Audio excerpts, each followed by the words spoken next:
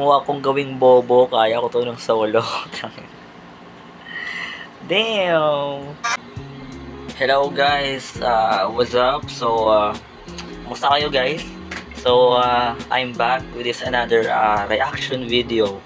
So, I think guys, yung mga video na i-upload ko for the next days or weeks siguro, like every week mag-upload ako at least 1 to 2 na reaction video. So, expect na this upcoming days na mag-update ako sa channel ng mga reaction videos. Yun na yung like isa sa mga content na gusto kong i-focus ngayon. Kasi medyo hindi na ako active sa sayaw guys. Kasi medyo busy na din. Pero yung reaction video is isa sa mga bagay na parang gusto ko ding gawan o gustong content ko din na ilagay dito sa channel. If meron kayong gustong gawan ko ng reaction, just comment down below para magawa natin yan guys. Yeah. So, itong reaction video na to guys, this is just the first time na makikita ko to. Sinearch ko sa mga trend music ngayon sa PH or music video. So, naka top 6 yata siya. Top 6 or top 5 sa list. So, it's no other than Skostakli Baby. So, may bagong siyang hit. Iwan ko lang kung ano na to, like dati niya pang kanta or like na-revise niya lang or kinover niya lang ulit or acoustic version, something, hindi ko alam. Actually, first time ko talaga napanoodin ngayon. Kaya samahan niyo ako guys for this and tignan natin if ano yung inihanda ni Mr. Sauce sa atin ngayon, okay? Wag na natin guys, wag na natin patagalin. Let's go to the video in 5, 4, 3, 2, 1, boom. Let's go.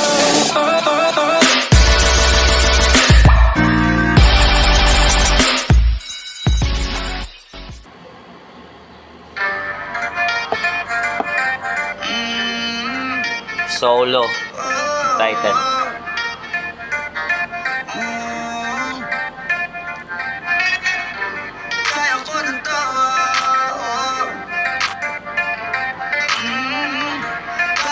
Okay guys, yung music na to narinig ko na. Ginawa niya lang ng parang another version. So, let's hear this version if pasok ba. Back to the video.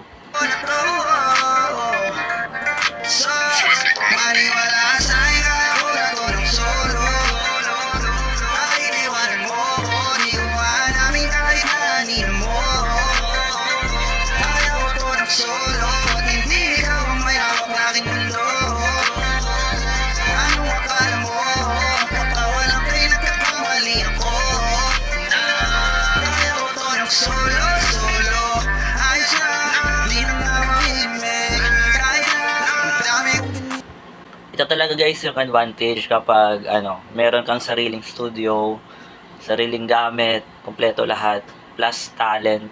Alam mo yun, complete package.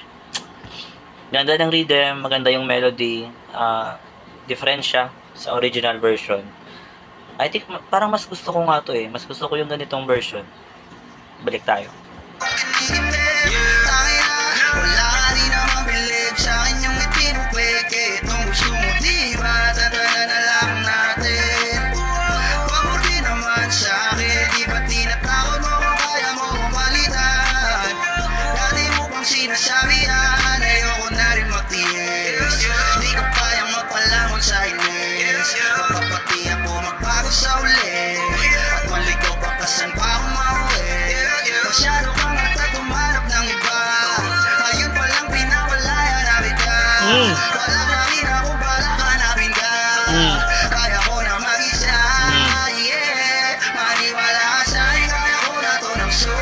Kaya nang mag-isa guys. Di ba iniwanan mo ko?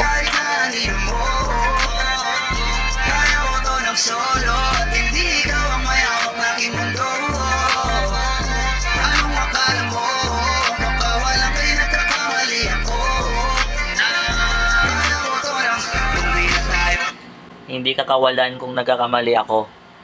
Kaya ko to ng solo. That lyrics talaga guys.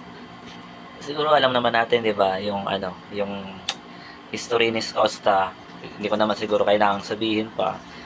Pero kapag hindi ako nagkakamali, ginawa niya itong solo, I think last year or last year pa yata 'to eh. Narinig ko eh. Siguro yun yung time na ano. Alam niyo na yan, guys. Pero by the way, I like the rhythm, the melody so far. Parang mas gusto ko to, guys, sa na version compare sa original. So, tapusin natin. Hindi pa tapos. Ano naman, di ako mahina. Alam mo yan, wala na sa aking bilang. Mga asahan mo, wala kang dahilan na magalitan. Kung nakinig ka lang, di sana di na ganito. Wala kang harap ang rambo. Di ko lang naman katagawan doon. Kaya alam mo, yeah, di mo ko aso para pasunurin mo. Hindi ba ako aso? Wala di sa'yo lang nakasentro. Di mo ko pinapasweldo. Kahina ako, galing mo rin tumempo. Pero wala yun. Akala mo di ako makakapahon. Nagkakamali ka ng hinamon. Huwag mo kong gawing bobo. Kaya ko to ng solo. Maniwala ka sa'kin, kaya ko na to ng solo. Huwag mo akong gawing bobo, kaya ko to ng solo.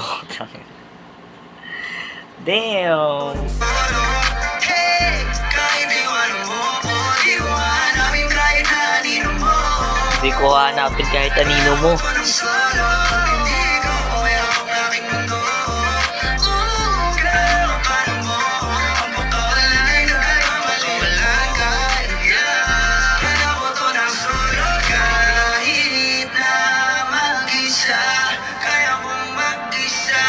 Kahit na mag-isa, kaya kong mag-isa. Kaya kong mag-isa.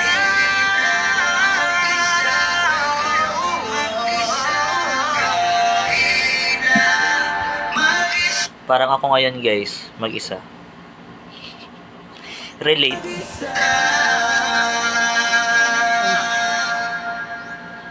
Damn! Skastakli, baby, with another hit. So, yun guys, yung nakalagay dito, South Sea Island. Bahala na studio niya, guys. South Sea Island. So, yun, doon nagtatapos, guys, yung yung version ng solo, like ni-revise niya lang. At masasabi ko, guys, parang gusto ko tong version na to compare sa original. Kasi yung original medyo upbeat yun eh. Ito medyo parang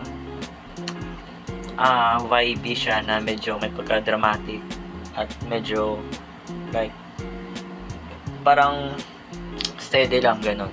Tapos mas mafe-feel mo yung ano dito, yung parang tagos yung lyrics eh sa version na to eh. Kasi parang in-emphasize siya talaga yung guys, yung feeling ng music tsaka yung lyrics ng kanta niya. Parang in-emphasize siya talaga sa ganitong version. So, yun guys, ako isa ako sa fan ni Costa Clee, although he have some like issues sa past. Pero aminin man natin guys sa hindi, talagang magaling siya. It's just meron lang when it comes sa siguro sa attitude, something like that. Or hindi naman tayo perfecto guys eh. Nagkakamali din tayo eh. 'Di ba? Pero isa talaga sa gusto ko kay Costa kasi guys yung niya, yung pagiging artistic niya, yung passion niya sa music, tsaka yung mga pinoproduce niya na mga music guys, talagang solid trip ko kasi mahilig ako sa R&B. Sabi nga nila inspired kay Chris Brown, something like that. Chris Brown ng Pinas daw. Pero actually guys, maganda talaga yung mga niya, yung music niya. Although hindi naman lahat gusto ko, pero maganda yung taste niya, yung vibe, yung boses, yun. So, yung masasabi ko dito guys, i-rate ko yung version na to. I think I'm gonna rate this 10. 10 na natin yan kasi siya din naman yung original artist na kumanta ng solo. At mas gusto ko yung version na to kumpara sa original. So, that's it for today guys. Salamat sa mga nanood. I hope nag-enjoy kayo at I hope din na nagandahan kayo sa vibe ng ano natin, ng reaction natin ngayon. At if ever guys na mayroon na kayong gustong i-recommend na gawan ko ng reaction, just comment down below and let's exchange ideas, comments, or any suggestions. I'm very open talaga guys. At so I'm going to post every week 1 to 2 reaction video. So expect guys na medyo mag-active ulit ako ngayon sa YouTube this year. So I'm gonna focus more on reacting kasi hindi ako masyado active sa sayaw. Pero syempre meron pa din, pero I'm just gonna focus on a reaction video content. So yun lang guys, salamat sa mga nanood. Don't forget to hit the subscribe button at i-share mo na din at i-like mo na din yung video na to para mas marami pa tayong magawa at para maging updated ka rin sa mga next na ipopost ko. So I'm out guys, salamat, peace out, I'm out. Let's go.